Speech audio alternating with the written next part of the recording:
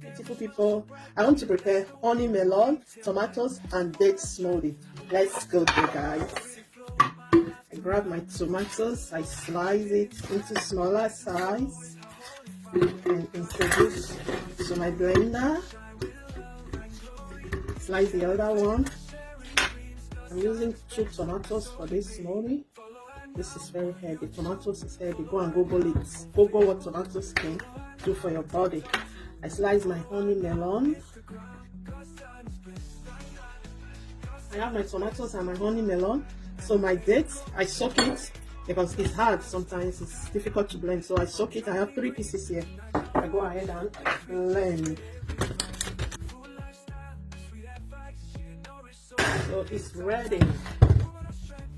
So look at this, guys. Honey melon, tomatoes, and dates.